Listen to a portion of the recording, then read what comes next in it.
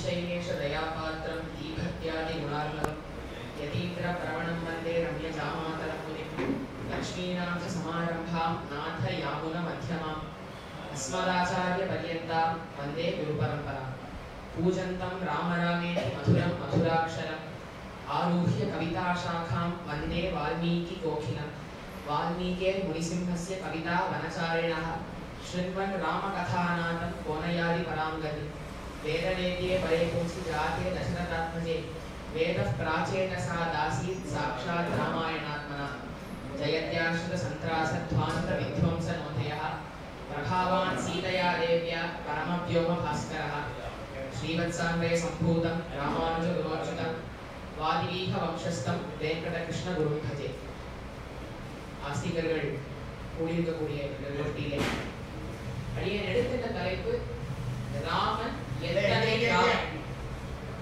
தலைப்பே ரொம்ப விசித்திரமான தலைப்பு.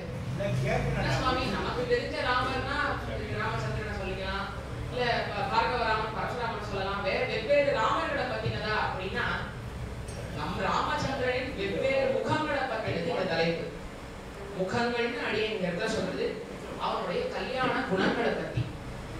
கல்யாண குணங்கள்ங்கிறது பகவானுக்கு முக்கியமான ஒரு விஷயம். கல்யாண குணங்கள் அப்படிங்கிறது பகவானுக்கு ரொம்ப முக்கியமான ஒரு விஷயம். கூறத்தாழ்வான் அதிமானுஷஸ்தவத்தில் எடுக்கிற ஞானம் பலம் விபுலம் ஈசானம் வீரியம் சக்தி தேஜாம்சி என்று தன்னுடைய 6வது ஸ்லோகத்தில் எடுக்கிற அதிமானுஷஸ்தவத்தில் ஞானம் பலம் ஐஸ்வர்யம் வீரியம் சக்தி தேஜஸ் என்று இந்த 6 குணங்கள் எவன் ஒருவரிடத்துல பரிபூர்ணமாக இருக்கிறதோ அவனைத்தான் நான் பகவான் என்றே சொல்ல முடியும். ஞானம் பலம் ப, ஐஸ்வர்யம் வீரியம் க, சக்தி தேஜஸ் வ. இந்த ப க வ மூன்றுகளையும் 3 வஸ்துக்களையும் உடையவன் பகவான் அப்படிங்கிறது. இந்த குணங்கள்ங்கிறது ராமாவதாரத்தை பொறுத்த வரைக்கும் 16 முக்கியமான கல்யாண குணங்கள் ராமனுக்கு. அதனாலதான் என்னதான் ராமன் சூரிய குலத்திலே பிறந்திருந்தாலும் நாம் அவனை ராமச்சந்திரன் என்று குறிப்பிட்டு சொல்கிறோம். ஏன்னா சந்திரனுக்கு 16 கலைகள் உண்டு. அமாவாசை, பிரதமை, திதியை, திருத்தியை, சதுர்த்தி, பஞ்சமி, ஷஷ்டி, சப்தமி, அஷ்டமி, நவமி, தசமி, ஏகாதசி, துவாதசி, திரையோதசி, சதுர்தசி, பௌர்ணமி என்று சந்திரனுக்கு எப்படி 16 கலைகள் உண்டோ ராமனுக்கு 16 திருக்கல்யாண குணங்கள் உண்டு. அதுக்கா பெருமாளுக்கே மொத்தமாவே 16 குணம் தான் இருக்கா அப்படின்னு நம்ம தப்பா இடம் போட்டுடக்கூடாது. ஏன்னா அவருக்கு எண்ணிலடங்காத கல்யாண குணங்கள் உடையவர் சொன்னாங்க சாதிக்கிறார். ஸ்வாபாவிகான வதிகாதிசய ஞான பலைஸ்வர்ய வீரிய சக்தி தேஜஸ் சௌஷீல்ய வாத்சல்ய சௌஹார்த சாமிய காருண்ய மாதுரிய ஔதாரிய சாதுரிய ஸ்தைர்ய தைரிய சௌரிய பராக்கிரம சத்யகாம சத்ய சங்கல்பன் எத்தனையோ குணகணங்களை அடுக்கிட்டே போற. அதனால எண்ணிலடங்காத கல்யாண குணங்கள் இருக்கு பகவானுக்கு. எப்படி பல அவதாரங்கள்ல பெரியவா நமக்கு ஞாபகம் வச்சுக்கிறதுக்காக 10 அவதாரத்தை தசாவதாரம் தொகுத்து கொடுத்தாலோ வால்மீகி மகரிஷி முக்கியமான கல்யாண குணங்களா ராமாவதாரத்துல 16 கல்யாண குணங்களை தான் நாரத மகரிஷி இடத்துல கேள்வியா கேட்கிறார். அவர் கேட்ட கேள்வியினால தான் ராமாயணமே பிறக்கிறது. என்ன கேள்வி? கோன்வஸ்மின் சாம்பிரதம் லோகே குணவான் கஷ்ட வீரியவான் தர்மஜ்ஞஸ்ச கிருதஜ்ஞஸ்ச சத்யவாக்யோ திருடவ்ரதः चारित्रेण च को युक्तः सर्वभूतेषु बोधितः विद्वान् कः कः समर्थश्च कस्येक प्रियदर्शनः आत्मवान् कः जितक्रोधः कः द्युतिमान् को नसूयकः कस्य बिभ्यति देवाश्च जातरोषस्य संयुगे என்று இந்த 16 கல்யாண குணங்களை உடையவன் நீரும் நானும் வாழக்கூடிய இந்த சமகாலத்துல யார் என்கிற கேள்வி கேட்கிறார். அதுக்கு நாரத மகரிஷி சொல்ற ஒரே பதில் இக்ஷ்வாகு வம்ச பிரபவோ ராமோ நாமதரேஷ்வதா. இக்ஷ்வாகு வம்சத்திலே பிறந்த ராமன் என்று ஒருவரிடத்திலேயே இந்த சம்பூர்ணமான கல்யாண குணங்கள் இருக்குங்கிறத சொல்றார். அப்ப அந்த கல்யாண குணங்களை எங்கெங்க எப்படி எந்தெந்த கட்டங்கள்ல ராமன் வெளிப்படுத்தி இருக்கிறார் அப்படிங்கறத ஸ்ரீமத் வேதமார்க்க பிரதிஷ்டாபனாச்சாரியரால் உபய வேதாந்தாச்சாரியரால் எழுந்தருளியிருந்த காஞ்சி பிரதிவாதி பயங்கரம் அண்ணந்தராச்சாரியா சுவாமி அவர் அபூர்வ ராமாயணம் அப்படிங்கிற புஸ்தக முக்கியன இந்த விஷயத்தை சாதிச்சிருக்கார். அதை அடிப்படையாக கொண்டு யதா சமயம் யதாமதி ஓரிரு வார்த்தைகள் அடியேன் விண்ணப்பம் செய்கிறேன். முதல் குணம் குணவான். குணவான்னா குணத்தை குணம்னு ஆரம்பிச்சு முதல்ல எடுத்தோடனே குணவான், குணத்தை உடையவன்னா என்ன குணம் சுவாமி அப்படின்னு கேட்டா, குணவான் என்பது சீல குணத்தை குறிக்கக்கூடியது. சௌஷீல்யம், சீலகுணம் சௌஷீல்யம் என்று சொல்வார்கள். சௌஷீல்யம்னா என்ன? மகதः மந்தைஸ்ஸः நீரந்திரேண சம்ஸ்லேஷைக ஸ்வபாவः. மகதः ஒரு மிகப்பெரியவன், மந்தைஸ்ஸः தாழ்ந்தவர்களின் மத்தியில், நீரந்திரேண எப்படி ஒரு ஜலத்துடையும் இன்னொரு ஜலத்துடையும் சேர்த்தால் ஒண்ணுக்கொண்ணு வித்தியாசம் தெரியாதபடி கலக்குமோ அந்த மாதிரி நீரந்திரேண சம்ஸ்லேஷைக ஸ்வபாவः. அப்ப அந்த போல கலந்து பழகுதல், அதுக்கு தான் சௌஷீல்யம் சீலகுணம் என்று பெயர். ராமனுடைய அவதாரமே சீலகுணத்திற்கான ஒரு மிகப்பெரிய எடுத்துக்காட்டு.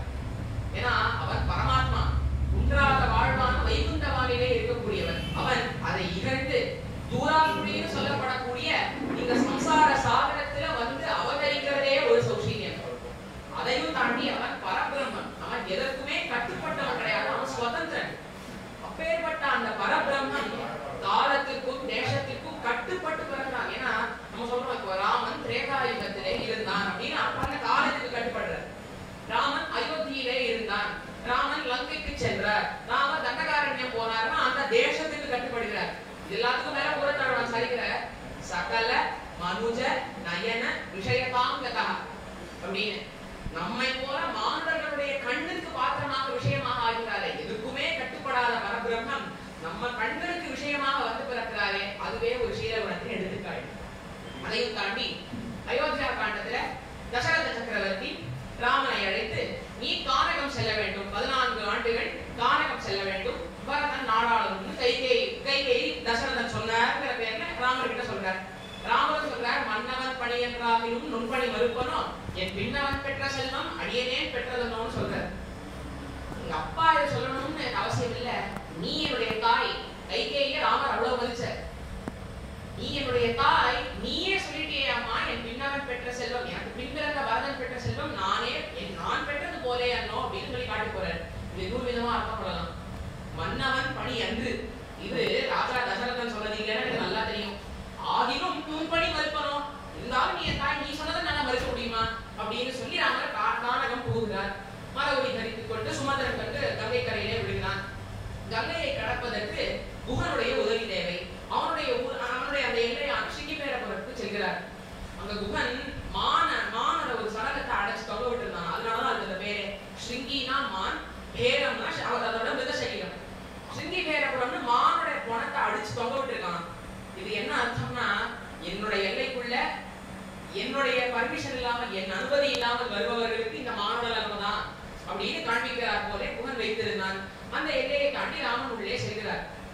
ராமன் உள்ளே சென்று குகனோடு தோழமை கொள்கிறார். சரி சுவாமி, ராமன் குகனோட தோழமை கொள்கிறார். ஏன்னா வால்மீகி என்ன சொல்றாருன்னா, வசிஷ்டர் கிட்ட காலக்ஷேபம் பண்ணிட்டு இருந்த காலத்திலே குகனுக்கும் ராமனுக்கும் தெரியும், குகன ராமருக்கு தெரியும் அப்படின்னு சொல்றாரு. சரி, முன்னாடியே தெரிஞ்சவன், சின்ன வயசு ஸ்நேகிதன் வேறையே, சரி கேட்டுட்டு இருப்பார் போல. சத்தியம் வச்சுட்டு என்ன சுவாமி தப்புன்னா, இந்த குகன் எப்பேற்பட்டவன்கிறத திருமங்கையாழ்வார் சாதிக்கிறார். ஏழை ஏதலன் கீழ்மகன் எண்ணாதிறங்கி மற்ற அவர்க்கு இன்னருள் சுரந்து மாயமான் மடநோக்கி முண்டி எம்பி எண்ணழிந்தொழிந்து தோழன் நீ எனக்கு அப்படின்னு சாதிக்கிறார். இந்த குகன் எப்பேற்பட்டவனா ஏழை. ஏழைன்னா நம்ம பணம் காசு இல்லையா அப்படின்னா, இந்த காலத்துல எல்லாம் ஒரு கப்பல் வச்சுட்டு இருக்கிறவாளே நம்ம கோட்டீஸ்வரான்னு சொல்றோம். இந்த ஆஸ்திரேலியா மாதிரியான நாடுகளுக்கு எல்லாம் போனா அவனோட அந்தஸ்தை வாட்டி காமிச்சுப்பானா கப்பல் வச்சுக்கிற மாதிரினா. ஒரு கப்பல் இருக்கிறவாளே கோட்டீஸ்வரனா.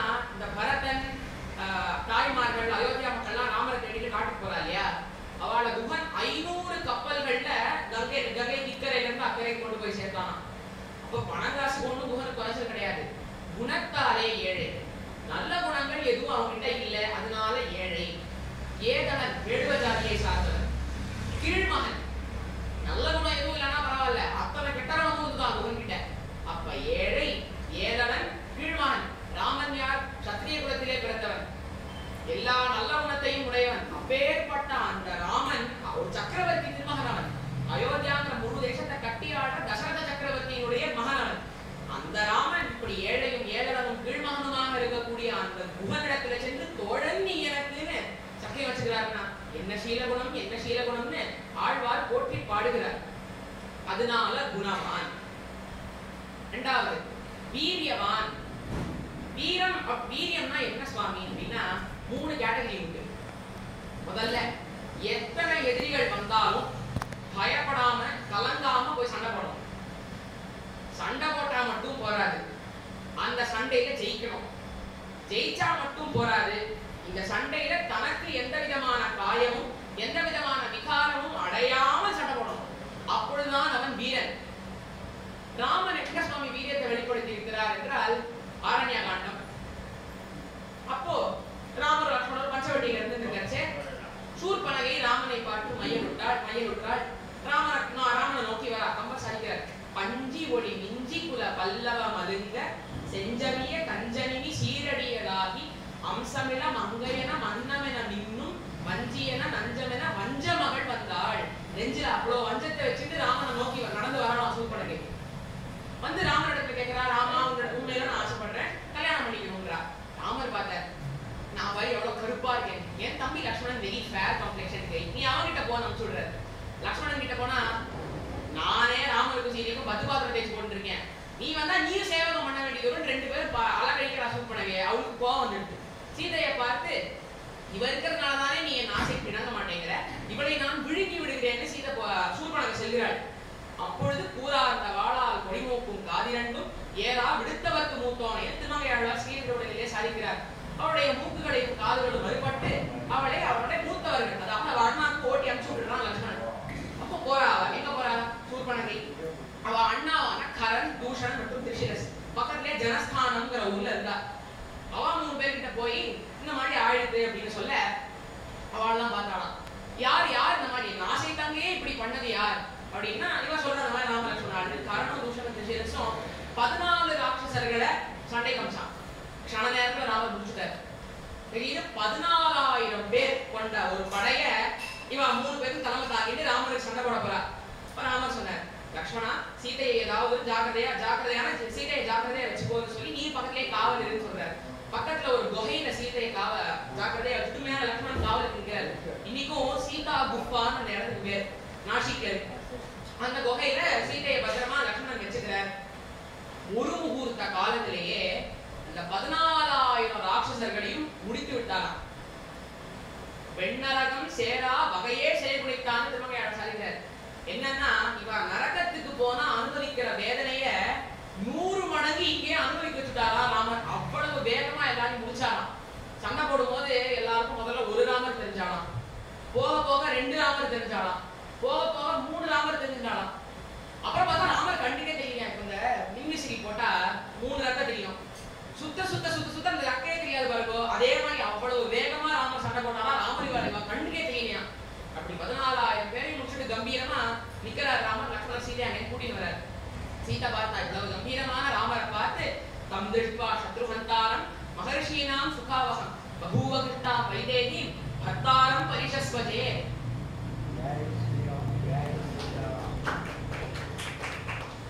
பர்த்தாரம் பரிஷஸ்வஜே என்று ஆசையா வந்து அவருடைய பர்த்தாவை அணைத்துக் கொண்டாள், ஆற கழுவி கொண்டாள்.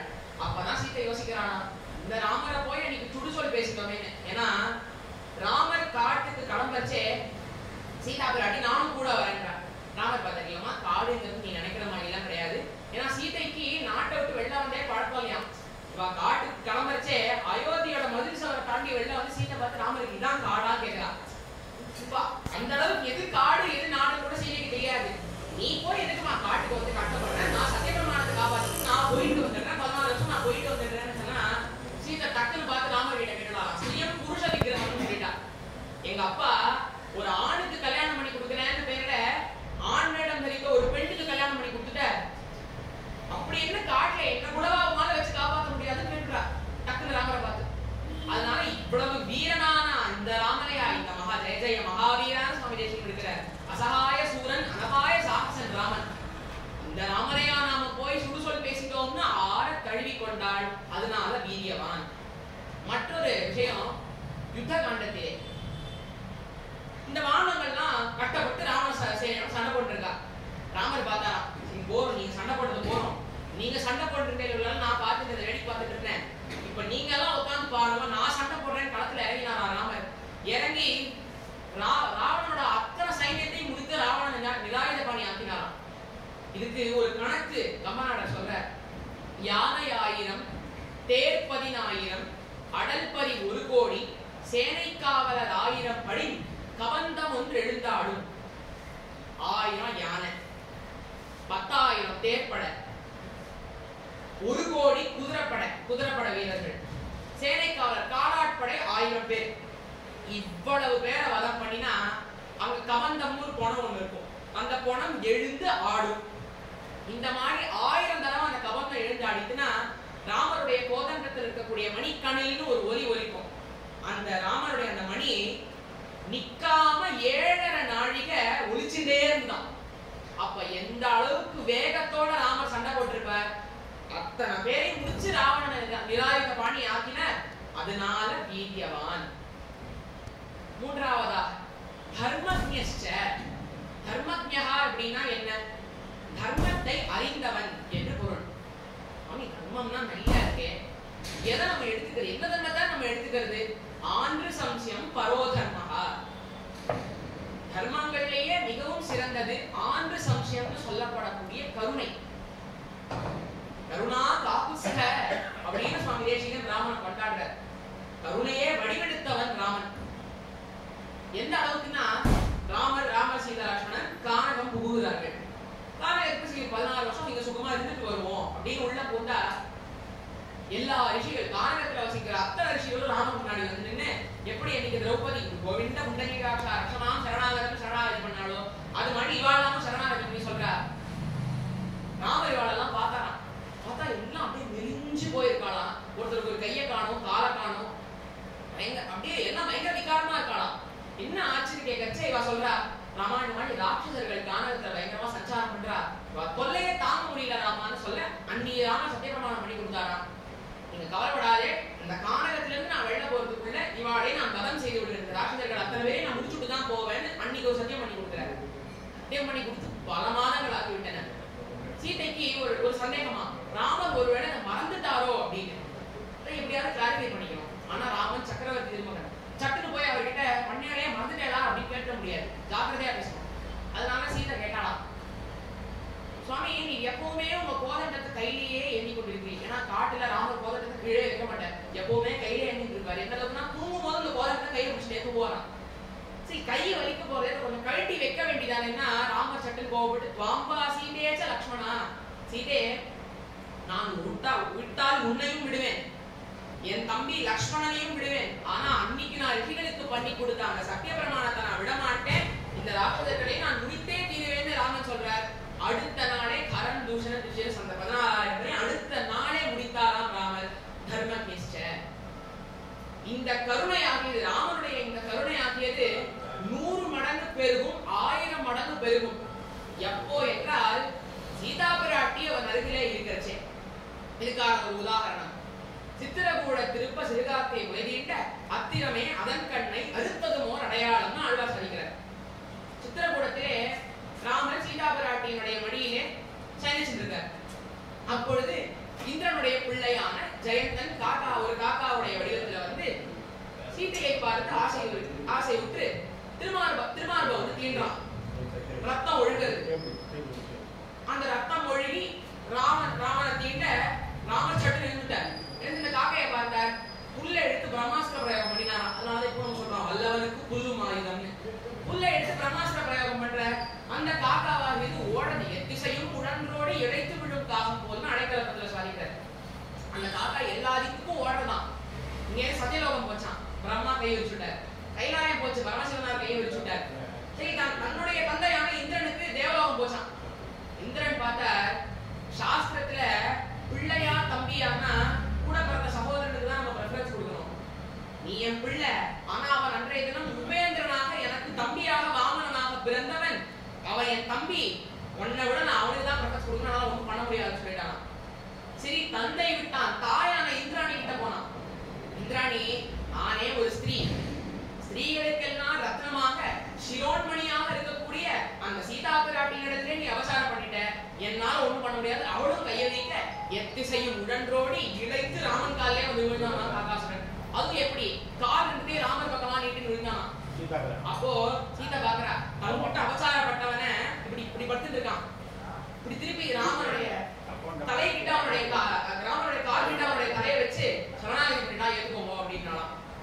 அப்பொழுது ராமன் அருகில இருக்கச்சே சீதா அருகில இருக்கச்சே ராமனுடைய கருணையா மீது பெருகி விடுகிறது. நம்ம யோசிச்சு பார்த்தோம்னா ராவணன் பண்ணினதை விட அதாவது காகாசுரன் பண்ணினதை விட ராவணன் ஒன்றும் பெரிய அவசாரம் பண்ணிடல. ஏன்னா ராவணன் சீதையை தீண்டவே இல்லை. தப்பான எண்ணத்தோட ஒரு பெண்ணை தீண்டினா தலை விடித்து இறந்து விடுவாய்ங்கிறது அவனோட சாபம். சீதையை தப்பான எண்ணத்துல அவன் தீண்டல. ஆனால் காகாசுரன் நேரா மார்பை வந்து தீண்டினான். ஆனா காகாசுரனுக்கு கண்ணுதான் போச்சு. ஏன்னா ராமபாணம் போட்டது வீணாயிடக்கூடாது, கண்ணை மட்டும் ராமர் எடுத்தார். காகாசுரனுக்கு கண்ணு போச்சு, ராவணனுக்கு தலையே போச்சு. ஏன்னா காகாசுரன் அபச்சாரப்படுறது சீதா பிராட்டி பக்கத்துல இருந்தா, அங்க ராவணன் அபச்சாரப்படுறச்சே பிராட்டி பக்கத்துல இல்ல. அதுதான் விஷயம். அதனால தர்மஜ்ஞஸ்ச. அடுத்தபடியாக கிருதஜ்ஞஸ்ச. கிருதஜ்ஞஹானா நன்றியை மறவாதவன் என்று பொருள். என் நன்றி கொன்றார்க்கும் மொய்வுண்டா மொய்வில்லை செய் நன்றி கொன்ற மகற்கு அப்படின்னு சாதிக்கிறார் திருவள்ளுவர். ராமன் தனக்கு 100 கெட்டது பண்ணாலும் க்ஷண நேரத்துல மறந்துடுவான். அதுவே ஒரு நல்லது பண்ணா அத 100 மடங்கு தனக்கு நல்லது பண்ணதாக நினைவில் கொள்வானாம் ராமன். இப்போ ஒரு ஆத்மா இருக்கு, அது ஜென்ம ஜென்மாந்தரமா மறுபடியும் புனர்விகரணம்னு பிறந்துட்டே இருக்கு. கர்மா பாவ முட்டையை பண்ணி சேர்த்துட்டே இருக்காங்க. எப்படி உச்சி இருக்கிறதுன்னா பெருமாள் பாப்பா கணக்கு எழுதச்ச என் ஊரை சொன்னாய், என் பேரை சொன்னாய், அடியார் ஒதுங்க இடம் கொடுத்தாய் அப்படின்னு தான் கணக்கு எழுதுவாராம். ஒரு பிராமணன் இருக்கார், மூணு பெண்கள். ஒரு பெண்ண கொல்லிமலையில கல்யாணம் பண்ணி கொடுத்தார், ஒரு பெண்ண விராலிமலையில கல்யாணம் பண்ணி கொடுத்தார், ஒரு பெண்ண திருமாலிருஞ்சோலமலையில கல்யாணம் பண்ணி கொடுத்தார்.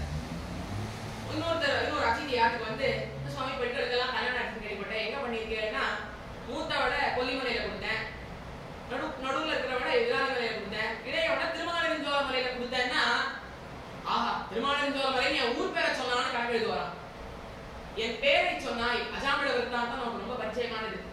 அஜாமிடன்னு ஒரு பிராமணன், ஆனா தன் ஸ்வரூபத்தையே விட்டு ஒரு தாசி ஸ்ரீ பின்னாடி போனான். அவளுக்கு 3 பிள்ளைகள். கடைக்குட்டிக்கு நாராயணன் பெயரிட்டான். அவன் தான் அவனுக்கு ஃபேவரட் வேற. கடைசி காலத்துல அவன் பிள்ளைய நினைச்சுட்டே நாராயணா தன் பிள்ளைய நினைச்சு இறந்து போனான். யமதூதர்களுடைய ஆத்மாவை கூட்டி போக பக்கத்துல விஷ்ணுதூதாள் வந்து கடைசி காலத்துல இவன் பெருமாள் நாமத்தை சொல்லிட்டான், அதனால இவன் இந்த ஆத்மாவை நாம எடுத்து போறோம் தூக்கி போயிட்டாளாம். அப்பொழுது என் பெயரை சொன்னாய், அடியார் ஒதுங்க இடம் கொடுத்தாய், இந்த மாதிரிதான் பெருமாள் கணக்கே நம்மளை உச்சிக்கிறாராம். அதனால கிருதஜ்ஞஸ்ச ஒரு நல்லது பண்ணாலும் அதை 100 மடங்கு பண்றதாக நினைவில் கொள்வான் ராமன். கிருதஜ்ஞஸ்ச. சத்தியவாக்கியோ சத்தியத்தையே பேசுபவன் ராமன். சத்தியவாகீச்ச ராகவா, பிரியபாஷீச்ச ராகவா, மஞ்சுபாஷீச்ச ராகவான்னு மக்கள்லாம் சொல்றாங்க. எப்பொழுதுமே சத்தியத்தை பேசக்கூடியவன். நம்ம எல்லாருக்கும் ஒரு கேள்வி இருக்கும், ராமன் எப்படி திருவவதாரம் பண்ணினார்? ஆத்மானம் மானுஷம் பண்ணியன் திருவவதாரம் பண்ணினார். நான் இந்த அவதாரத்தில் மனிதனாக இருக்க போகின்றேன் அப்படின்னு திருவவதாரம் பண்ணிட்டார். ஆனால் அந்த ஜடாயு சீதையை கட்டிட்டே வச்ச ஜடாயு இருக்கிறார். ரொம்ப பரிதாபமான நிலையில ராவணனுடைய சந்திரஹாசங்கிற வாளால் வெட்டப்பட்டு கீழே விழுந்திருக்கார் ஜடாயு. அப்ப சொல்றாரு, இந்த மாதிரி ராவண சீதையை கூட்டிட்டு போனான்னு சொல்ல உயிர் நீத்தி விடுகிறார். அப்ப ராமன் என்ன சொல்றார்? கச்சலோகான் அனுத்தமான் மயாத்வம் சமனுஜ்ஞாதோ கச்சலோகான் அனுத்தமான். எந்த லோகத்திற்கு கர்மஞான பக்தியோக நிஷ்டர்கள் செல்வார்களோ, எந்த லோகத்திற்கு பிரபத்திங்கிற மகா யஜ்ஞத்தை பண்ணவா செல்வார்களோ, அக்னிஹோத்திரிகள் தான் எந்த லோகத்திற்கு செல்வார்களோ அந்த லோகத்திற்கு அப்பேற்பட்ட வைகுண்ட லோகத்திற்கு நீ செல்வாய் மோட்சத்தை கொடுத்துடுற. ஆனால் நம்ம சமுதாயத்துல மோட்சம் இச்சே ஜனார்தனஹா. ஜனார்தனான பெருமாளால மட்டும்தான் மோட்சம் கொடுக்க முடியும். எந்த மனுஷனுக்கும் அந்த மோட்சம் கொடுக்குற அதிகாரம் கிடையாது. ஒரு மனிதனாக பிறந்து எப்படி இவரால் மோட்சம் கொடுக்க முடியும் அப்படிங்கிற கேள்வி நமக்கு மட்டும் இல்ல. ஊரத்தாழ்வானும் தன்னோட அதிமானுஷஸ்தவத்துல இந்த கேள்வியை கேட்கிறார். பிராதம்ஸ்ததா பரகதிம்ஹி கதம் ககாய, எப்படி உமால மோட்சம் கொடுக்க முடியும் ஜடாயுக்குன்னு. இதற்கான சமாதானம் ஒரு சுவாரஸ்யமான ஒரு சரித்திரம். ஸ்ரீரங்கத்துல நடுவில் திருவீதி பிள்ளை பட்டர் இன்னொரு சுவாமி எழுந்தோடு இருந்தார். அவருக்கு அவரோட சமகாலத்துல வாழ்ந்த நம்பிள்ளைங்கிற ஆச்சாரியன் அவரை கண்டாரே கொஞ்சம் போறாங்க. அவரோட எந்த காலக்ஷேபத்துக்கும் இவர் போய் கேட்க மாட்டார். ஸ்ரீரங்கத்துல எல்லாரும் நம்பிள்ளை காலக்ஷேபத்தை அனுபவிப்பாங்க, இவர் மட்டும் போய் கேட்க மாட்டார். அப்படி ஒரு சமயம் பின்பழகிய பெருமாள்ஜி என்று நம்பிள்ளையுடைய சிஷ்யன் உறையூர் ராஜசபைக்கு செல்றச்சே இவர் நடுவுல பார்த்து உறையூர் ராஜசபைக்கு செல்கிறேன் சுவாமியும் வருகிறான்னு கேட்க இவரும் போறார், கூட போறார். அந்த ராஜா அங்கே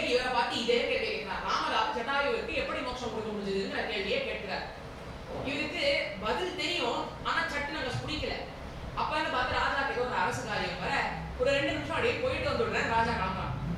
அப்போ இந்த பக்கத்துல இருக்கிற பிற்பழக்கை பெருமாட்சி கிட்ட கேட்கிறாராம், துருக்கு போட்டு பாக்குற இத உங்க ஆச்சாரியன் இதுக்கான பதிலா உங்க ஆச்சாரியன் என்ன சாதிப்பார் அப்படின்னு கேட்டாராம். இவருக்கு தெரியல. ஆனா அவர் என்ன நினைச்சுட்டார், சுவாமி மகாஞானி நம்ம ஆச்சாரியனோட பர்ஸ்பெக்டிவ கேட்கறதுக்காக இந்த விஷயத்தை கேட்கிறாரு போல இருக்கு அப்படின்னு சொல்லி சத்தியன லோகாஞ்சயதியை போலே அப்படின்னு. அப்பதான் புரிச்சுதான் ராமருக்கு பட்டாபிஷேகம் பண்ணலாமான்னு கேட்கறச்சே ஜனங்கள் எல்லாம் புகழறா ராமர. சத்தியேன லோகாஞ்சயதி தீனான் தானேன ராகவா குருன் சுஷ்ரூஷயா வீரோ தனுஷா யுதி சாத்திரவான் அப்படின்னு. தன்னுடைய எதிரிகள் எல்லாம் தனுஷா யுதி தன் வில்லாற்றலாலே ஜெயித்து விடுவான். குருன் சுஷ்ரூஷயா ஆச்சாரியமார்கள் எல்லாம் தன்னுடைய கைங்கரியத்தினாலே ஜெயித்து விடுவான். தீனான் தானேன தீனர்களை தன் தானத்தினாலே ஜெயித்து விடுவான். சத்தியேன லோகாஞ்சயதி எல்லா லோகங்களையும் தாம் பேசுற சத்தியத்தினாலேயே ஜெயித்து விடுவான் ராகவன் அப்படின்னு அவெல்லாம் சொல்றா. அப்ப ராமன் பேசின சத்தியம் தான் அவனுக்கு இந்த லோகத்தோடு மட்டும் இல்லாமல் வைகுண்டத்திற்கும் அந்த ஆக்சஸ கொடுத்தது. அப்படித்தான் ஜட்டாயு மோட்சத்திற்கு அனுப்பினார் அப்படிங்கிறது பெரியவா சொல்ற சமாதானம். அப்ப அந்த சத்தியத்தினாலே ஒருவரை மோட்சம் அனுப்புறதுக்கான அதிகாரத்தை ராகவன் பெற்றான். அதனால சத்தியவாக்கியோ திருடவிரதா தான் எடுக்கின்ற விரதத்திலிருந்து மாறாமல் திருடமாக இருப்பவன். என்ன சுவாமி அப்படி என்ன சுவாமி ராமன் விரதம் எடுத்து இருக்கார் அப்படின்னா, ஒரு சுவாரஸ்யமான கதை, லோக பிரசித்தமான கதை. விபீஷண சரணாகதி. ராமன் சேது கரையிலே இன்னும் சேது கூட கட்ட ஆரம்பிக்கல. அப்பதான் வந்து எழுந்தருளி இருக்கிறார். உத்பபாத கதாபாணிகி சதுபி சகராட்சசைகின்னு விபீஷணன் லங்கையிலிருந்து 4 ராட்சசர்களோட ஒரு கதையோட வந்துட்டான். ஏன்னா ராவணனுக்கு எவ்வளவோ ஹிதோபதேசம் பண்ணி பார்த்தான். ராவணன் கேட்கிற மாதிரி தெரியல, நீ தேச துரோகி, நாட்டை விட்டு வெளியில போய் நாடு நடத்தான். சரி ஏன்னா இதுக்கு மேல் நம்ம இங்க இருக்கிறது சரி வராது, ராகவன் நாம் சரணமடைவோம்னு வந்தான். அப்ப இங்க கீழே இருக்கிற வானரர்கள்லாம் யாரு நீனா, மிகப்பெரிய பாவியான அந்த ராவணர்லாம் பார், அவனுடைய தம்பினா. எதுக்கு வந்திருக்க? ராகவம் சரணம் கதா, ராகவனை சரணாகதி பண்ண வந்திருக்கேன், தயவு செஞ்சு சொல்லுங்க, சீக்கிரமா சொல்லுங்க, நான் அவன் கிட்ட சரணாகதி பண்ண வந்திருக்கேன்னு சொல்லுங்கன்னு சொல்றான் விபீஷன். அப்ப இந்த வானரர்கள்லாம் உள்ள போய் சுக்ரீவன் அவசரத்துல ராமன் கிட்ட, ராவணன் நம்பி வந்திருக்கா, ராவணன் நம்பி வந்திருக்கானா, ராவணன் வந்துட்டானா அப்படின்னு சொன்னா ராமன் கேட்டாராம். இல்ல தம்பியா வந்திருக்கானா. தம்பியா அப்படின்னாராம்.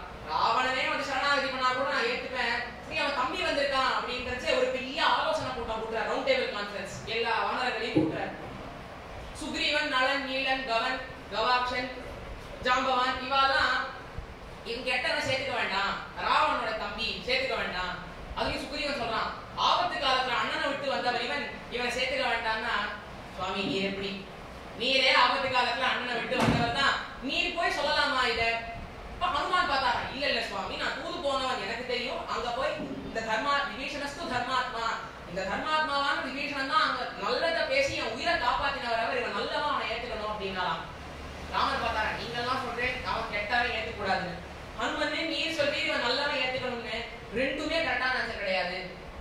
அப்ப என்னென்னலாம் கெட்ட, நல்லவனோ கெட்டவனோ அவன் சரணாகதி பண்ணிட்டா அவனை நான் ஏத்துட்டே ஆகணும். சகதேவ பிரபன்னாய தவாஸ்மீக யாச்சதே அபயம் சர்வபூதேபியோ ததாம்யேத விரதம் மம, இதுதான் நான் எடுத்துட்டு இருக்கக்கூடிய விரதம். பிரபன்னன் ஒருவன் வந்து விட்டானே, ஆனால் அபயம் சர்வபூதேபியோ ததாமி, எந்த ஒரு விஷயமும் எட்ட பிரபத்தியும் பண்ணிட்டா அவனை ஏத்துப்பே, இது என்னோட விரதம்னு ராமன் சொன்னான். அதையே திருடமாக அதை ஃபாலோ பண்ணினார். விபீஷணனுடைய சரணாகதியை ஏற்றுக்கொள்கிறார். விபீஷணன் வரான், அவனுடைய கதையை வைத்து ராமனிடத்தை சரணாகதி பண்ண ராமரும் விபீஷணனை ஏற்றுக்கொள்கிறார். முகனோடும் ஐவரானோம் பின்பு குன்று சூழ்வான் மகனோடும் அறுவரானோம் அகரமர் காதல் ஐய என்னோடும் எழுவரானோம் முதல்வரால் பொலிந்தான் முந்தை. சரணாகதியை ஏற்றுக்கொள்வது மட்டுமில்லாமல் இவனோட சகோதரனாக ஏற்றுக்கொள்கிறார். முகனையும் சகோதரனாக ஏற்றுக்கிறார், சுக்ரீவன சகோதரனாக ஏற்றுக்கிறார். இப்ப இந்த விபீஷணனையும் தன் சகோதரனாக ஏற்றுக்கொள்கிறார். அதுவும் ஒரு ஸ்லோகத்தை எப்படி கம்பர் அழகா முடிச்சாருன்னா, புதல்வரால் பொலிந்தான் குந்தை. விபீஷணா, இந்த செய்தியை கேட்டா உங்கப்பா தசரதர் எவ்வளவு சந்தோஷப்படுவார்னு பாத்தியா அப்படின்னு அந்த அளவுக்கு தன் தம்பியை அவனை தம்பியா ஏத்துட்டு இருக்கார் ராமர். அப்போ அவன் தன்னோட அப்பான்னு சொல்லல, உன்னோட அப்பா தசரதர் எப்படி சந்தோஷப்பட்டிருப்பார் தெரியுமான்னு சொல்றார் ராமர். அதனால திருடவிரதா சாரித்ரேணச்ச கோயுக்தா. சாரித்திரம்னா நன்னடத்தை, அந்த சாரித்திரத்தை உடையவன் என்று பொருள். நன்னடத்தைனா வேதம் நன்றியே சொல்றது. சத்தியம் வத பாகம், சத்திய வாக்கியம். தர்மஞ்சர தர்மஜன் ராமன், மாத்ருதேவோ பவ பித்ருதேவோ பவ பித்ருவாக்கிய பரிபாலனத்துக்கு தான் கானகத்துக்கே போனான், ஆச்சாரி தேவோ பவ வசிஷ்டர் இடத்துல காலக்ஷேபம் பண்ணினார், அதிதி தேவோ பவ. நிறைய தர்மங்கள் இருக்கு. என்ன தர்மத்தை எடுத்துக்கிறது சுவாமின்னா, ஒரு சின்ன விஷயத்தை நம்ம எடுத்துக்கலாம். பெருமாளுக்கு நித்திய திருவாராதனம் பண்றதுங்கிறது ஒரு நன்னடத்தை, சாரித்திரம். அது ஒரு சாரித்திரம். ராமன் நித்தியப்படி திருவாராதனம் பண்ணினார். யாருக்கு? இப்போ ஸ்ரீரங்கத்தில் எழுந்திருக்கக்கூடிய ரங்கநாதர் அந்த சமயம் அயோத்தியிலே நாராயணன் என்கிற திருநாமத்தோடு இக்ஷ்வாகு வம்சத்துக்கு குலதெய்வமாக விளங்கினார். ஆராதே ஜெகநாதம் இக்ஷ்வாகு குல தெய்வதம் அப்படின்னு அந்த ஜெகநாதனான அப்போதைய நாராயணன் இப்போதைய ரங்கநாதனை ராமர் தினமும் திருவாராதனம் பண்ணுவாராம். அதுவும் ராமனுக்கு பட்டாபிஷேகம் முடிவான உடனே அந்த ராத்திரி குலதெய்வமான ரங்கநாதர் கிட்ட ஆராதனை பண்றதுக்கு போறாரு. அப்போ சீதா பக்கத்துல இருக்கா, பத்னியோ இல்லையோ, திருவாராதனம் பண்றது பத்னி பக்கத்துல இருக்கணும். ராமர் திருவாராதனம் பண்றாராம். சீதா பார்த்தா இவர் பெருமாள், இவரே பெருமாளுக்கு திருவாராதனம் பண்றார். அதனாலதான் அவருக்கு பெரிய பெருமாள் திருநாமம். சம்பிரதாயத்தை ராமருக்கு பெருமாள், ராமரே திருவாராதனம் பண்ணியதுனால பெரிய பெருமாள் என்று திருநாமம். அந்த ஸ்ரீரங்கநாதனுக்கு இவர் திருவாராதனம் பண்றச்ச சீதா பார்த்தாளா, சகபத்னியாம் விசாலாக்ஷ்யாம் நாராயண உபாகமது. திருவாராதனம் அவ்வளவு அழகா ராமர் திருவாராதனம் பண்றாராம். அதை பார்க்க பார்க்க சீதையுடைய அக்ஷம்னா கண்கள், அந்த கண்கள் விசாலமடைஞ்சு விசாலாட்சி என்கிற திருநாமம் சீதைக்கு வருது. சகபத்னியாம் விசாலாட்சியாம் கண்கள் விசாலம் அடையறதா. அந்த அளவுக்கு அவ்வளவு அழகா பெருமாள் திருவாராதனம் பண்ணுவாரா. சாரித்ரேண ச யுக்தன் சர்வ பூதேஷு கோஹிதா, எல்லா ஜீவராசிகளுக்கும் நன்மை மட்டுமே நினைக்கக்கூடியவன் எவன் அப்படிங்கிறது கேள்வி. ராமருக்கு பட்டாபிஷேகம் ஆன பிறகு இப்போ ஏதோ ஆற்றுல ஏதாவது நல்ல நடக்குதுன்னு வச்சுக்கோங்களேன், ஏதோ ஒரு கல்யாணம் நடக்குதுன்னா நிறைய கிஃப்ட் வரும். அந்த மாதிரி ராமனுடைய பட்டாபிஷேகத்துக்கு வந்த அத்தனை பேரும் ஒரு கிஃப்ட் கொடுக்குறா. இந்திரன் உனக்கு என்ன வர வேணுமோ கேளும் அப்படின்னு ராமரை பார்த்து சொல்றாரு. இப்போ ராமர் சுக்ரீவன் கிட்ட, சுக்ரீவா போரில் இறந்த வானரங்களுடைய சடலங்கள் எல்லாம் எடுத்துட்டு வாழ்றாராம். ஏன்னா போர்ல அவெல்லாம் இறந்து போகும்போதே ராமன் சுக்ரீவன் சடலங்கத்தெல்லாம் பதப்படுத்தி இருக்கிறதுக்கு சொன்னார். சுக்ரீவன் அந்த அத்தனை பேரையும் கொண்டு வர இவ அத்தனை பேருக்கும் மறுபடியும் உயிரை திருப்பி குடிங்கிறான்னு கேட்கிறார்.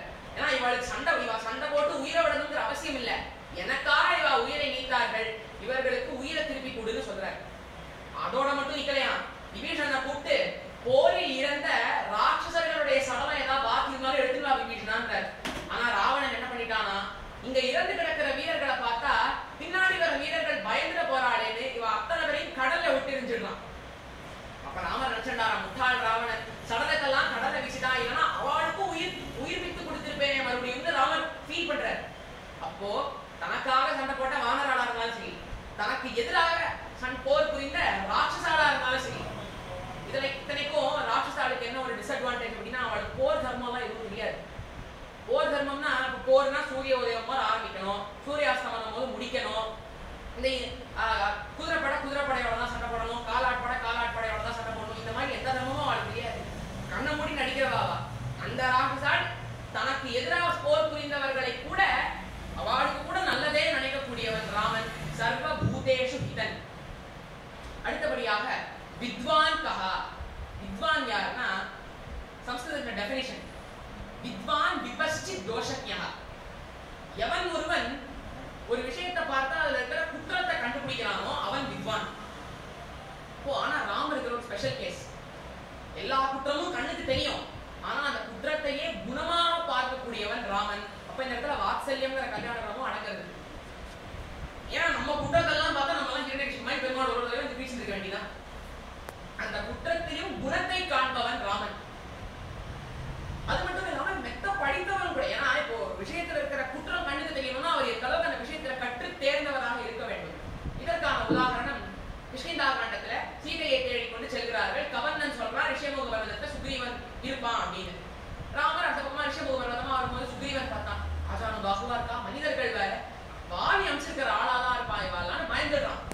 ஹனுமான போய் பாரு அந்த போ, அவ வாலி அமைச்ச ஆளான்னு பாரு, இருந்தன்னா கஞ்சாடக்காம அப்படியே ஓடி போயிடுறேன் அப்படின்னு சுக்ரீவன் சொல்லி அனுப்புறான்.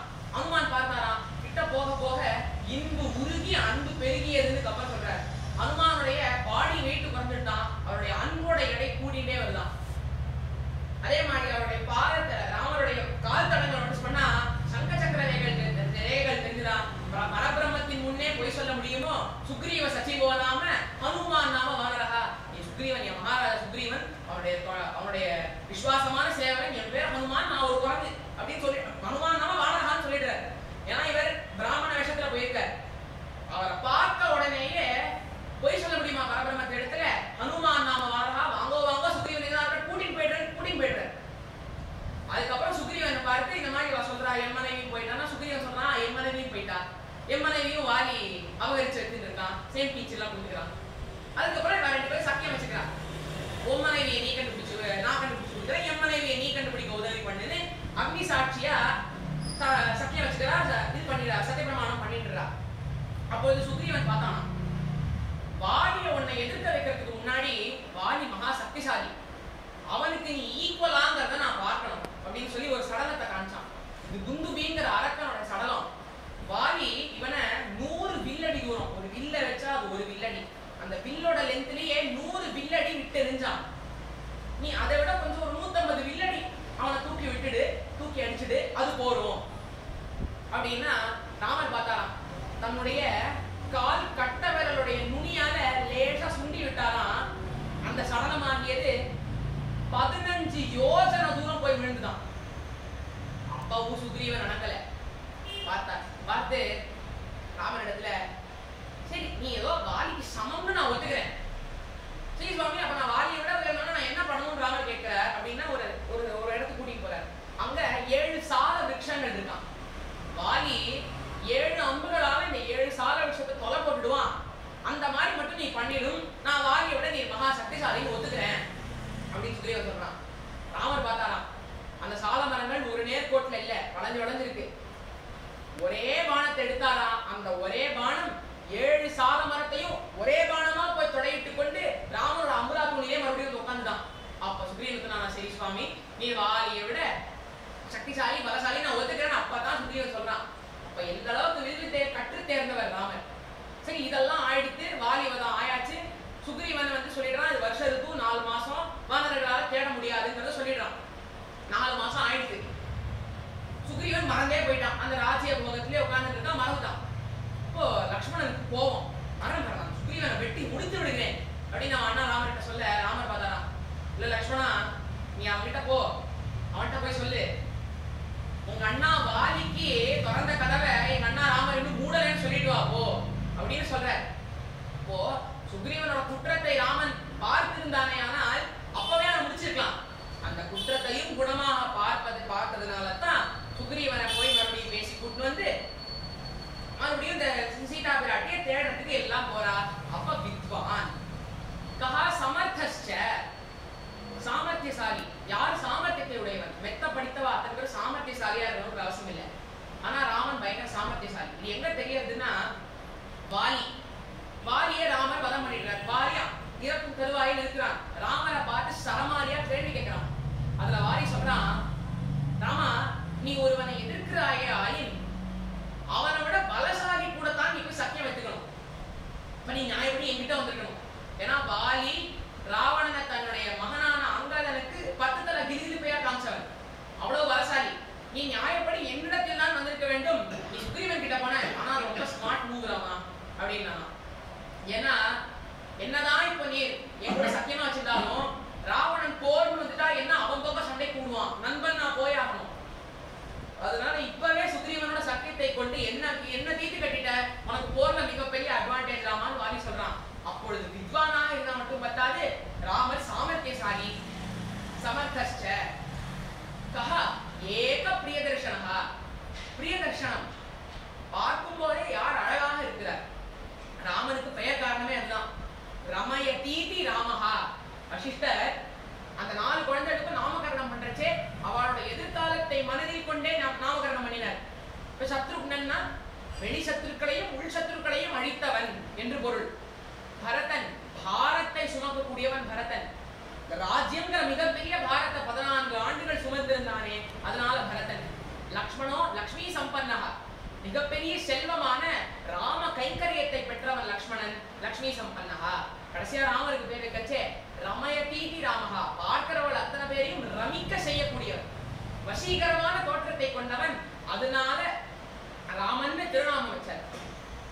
ஓவியத்தை ஒரு ஓவியனை கூட்டு ராமனை வரைய சொன்னா அவரால் கூட அந்த அழகை ஃபுல்லா கேப்சர் பண்ண முடியாதான். அந்த அளவுக்கு அழகா ராமர். தோள் கண்டார் தோளே கண்டார். பெருமாளோட தோளை சேவிச்சவா தோளையே சேவிச்சுட்டு இருப்பாளாம். அதனாலதான் இன்னைக்கும் கல்லழகருக்கு சுந்தரபாபுன்னு பேர். சுந்தர தோளுடையான்னு திருநாமம். தாள் கண்டார் தாளே கண்டார். பெருமாள் திருவடியை சேவிக்கிறவா திருவடியே சேவிச்சுட்டு இருப்பாளாம். அப்போ ஒரு சௌந்தரியமும் உண்டு, லாவண்யமும் உண்டு. அப்பேற்பட்டவன் ராமன். கஸ்யேக பிரியதர்ஷனஹா. பானுகுல திலகம்னு ராமனுக்கு ஒரு திருநாமம். இது ரெண்டு விதமா அர்த்தம் பண்ணலாம். பானுனா சூரியன், அந்த சூரிய குலத்திற்கே திலகமாக உடையவன், இருக்கக்கூடியவன் அப்படின்னு ஒரு பொருள். இரண்டாவது பொருள் பானுகுலம்னா சூரியனுடைய ஒளிக்கற்றைகளின் கூட்டுன்னு பொருள். அந்த பானுகுலத்தையே தன் திலகமாக கொண்டிருப்பவன்னா எவ்வளவு தேஜஸ்வியாக இருக்க வேண்டும் ராமன். பானுகுல திலகம். தசரதர் என்ன பண்ணுவாரா, ராமர் அப்பப்போ ராமா இங்க வா அப்படின்னு வரான். ராமர் வருவாராம். சரி போ அப்படின்னு வரான். நம்மளா இருந்தா ஏன் கூப்பிட்ட, இப்ப ஏதாவது வேலை கொடுன்னு கேட்போம். ராமர் ரொம்ப ஒபீடியன்டான சரி வந்துட்டு அப்படியே போயிடுவாராம். எதுக்குன்னா வான்றச்சே ராமனுடைய முன்னழகு அத்தனையும் சேவிச்சு பாரான், போன்னு சொன்னா ராமனுடைய பின்னழகு அத்தனையும் சேவிச்சு பாரான். அவ்வளவு அழகானவன் ராமன். கஹா ஏக பிரியதர்ஷனஹா. அடுத்தபடியாக ஆத்மவான் கஹா. ஆத்மவான்னா ஆத்மாவை உடையவன் ஆத்மவான். ஆத்மாவுக்கு நிறைய பொருள் இருக்கு. இந்த இடத்துல நாம என்ன எடுத்துக்கலாம்னா ஜீவாத்மாவை உடையவன் அப்படின்னு. இதுக்கும் ரெண்டு விதமான அர்த்தம் உண்டு. ஒண்ணு ஜீவாத்மாக்களை உடையவன் பொருள் எடுத்துக்கலாம். ஜீவாத்மாக்களை உடையவன் பரமாத்மா, ராமன் பரமாத்மா, அது ஒண்ணு. ரெண்டாவது ஜீவாத்மாக்களினுடைய தன்மையை உடையவன் எடுத்துக்கலாம். ஜீவாத்மாக்களுக்கு என்ன தன்மை? கைங்கரியம் பண்றது. அப்பொழுது அந்த கைங்கரியம் ராமன் எந்த அளவுக்கு ஒரு நல்ல சுவாமியோ அந்த அளவுக்கு ஒரு நல்ல சேஷனும் கூட. நல்ல கிங்கர் எங்க தெரியறதுன்னா பாலகாண்டத்துல ராமருக்கு ஒரு 12 வயசு. தசரதர் யோசிக்கிறார், இன்னும் நம்ம பிள்ளைக்கு கல்யாணம் ஆகலையே யோசிக்க, அந்த சமயம் பார்த்து விஸ்வாமித்திர முனிவர் வர. விஸ்வாமித்திர முனிவர் வரைச்சு சரி இது நல்ல சகுனம்னு தசரதர் உள்ள கூப்பிட்டு உள்ள அழைத்து வரும்போதே, வாங்க விஸ்வாமித்திரர் என்னென்னமோ பண்றேன் அப்படியே சத்தியம் பண்ணிட்டே உள்ள வரவேற்றான். வரவேற்க உட்கார சொன்னே விஸ்வாமித்திரர் சொன்னார், இந்த மாதிரி யஜ்ஞம் பண்றேன், நான் லோகக்ஷேமத்துக்காக யஜ்ஞம் பண்றச்சு, இந்த மாதிரி ராட்சசர்களோட தொல்லை தாங்க முடியல, அதுக்காக கரிய செம்மல் ஒருவனை தந்திடுதி, உன்னுடைய முதல் பிள்ளையான அந்த ராமனை என்னோட அனுப்பிவி அப்படின்னு சொல்ல தசரதன் மூச்சையிட்டான். சுவாமி என்ன கேட்டிருந்தா கூட பரவாயில்ல, என் உயிரை கேட்டுட்டேன், நான் எப்படி கொடுக்கறது, ராமன் அனுப்ப முடியாதுன்னு சொல்ல விஸ்வாமித்திரர் சொல்றாராம், அகம் வேத்மி மகாத்மானம் ராமன் சத்யபராக்கிரமன். தசரதா எனக்கு தெரியும் ராமன் சத்யபராக்கிரமன்.